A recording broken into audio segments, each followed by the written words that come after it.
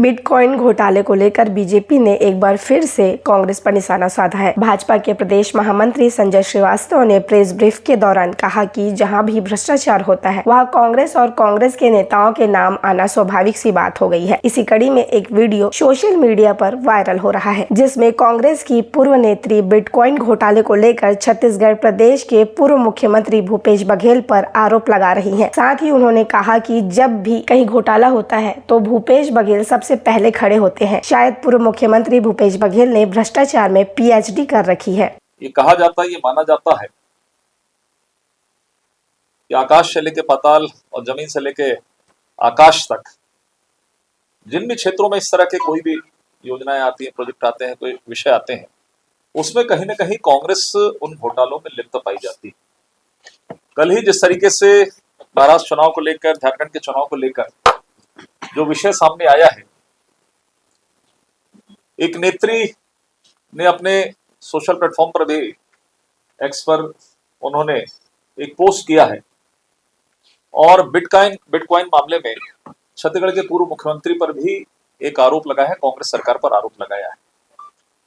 जिस तरीके से जो ऑडियो टेप सामने आया, आपने भी देखा होगा मीडिया के माध्यम से, कि महाराष्ट्र कांग्रेस के जो प्रदेश अध्यक्ष नाना पाटोले, जिनका बहुत ही मधुर संबंध हमारे पूर्व मुख्यमंत्री जो कांग्रेस के यहाँ के नेता हैं भूपेश बघेल जी से भी बहुत मधुर संबंध है, जो आपने देखा पिछले 5 वर्षों में भी और बाद में भी कांग्रेस की राजनीति में आपने देखा है। जो कांग्रेस की पूर्व नेत्री ने एक्सपोज पर यह आरोप लगाया है, मैं उसी को आगे बढ़ा रहा हूं कि बिटकॉइन मामले में जो महाराष्ट्र के ऑडियो टेप के माध्यम से यहां आया, ईडी ने इस पर यहाँ के जो गौरव मेहता है, जो आम्रपाली सोसाइटी में रहते हैं, जैसा जानकारी मिली है कि छत्तीसगढ़ में भी कार्रवाई हुई है, अर्थात उनके तार किस तरीके से यहाँ पे जुड़े हैं इसके ऊपर,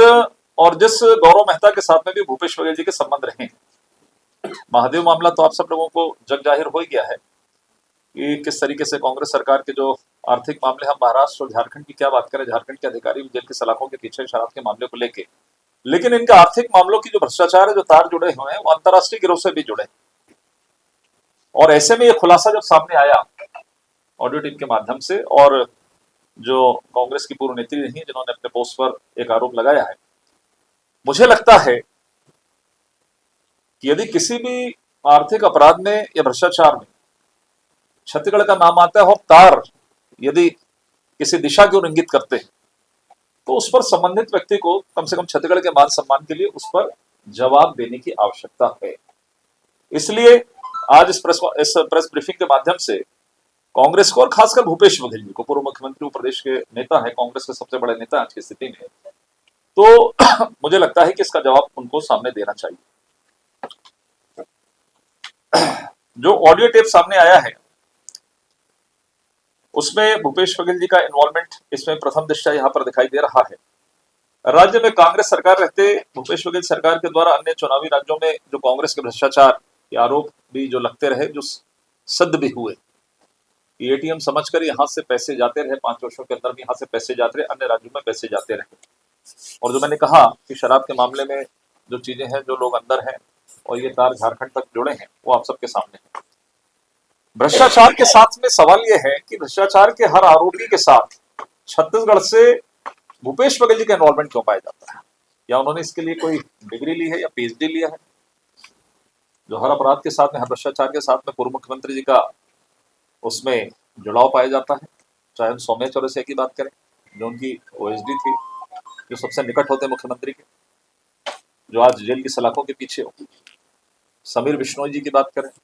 रानू साहू की बात करें, एजाज ढेबर के भाई अनवर ढेबर की बातचीत करें,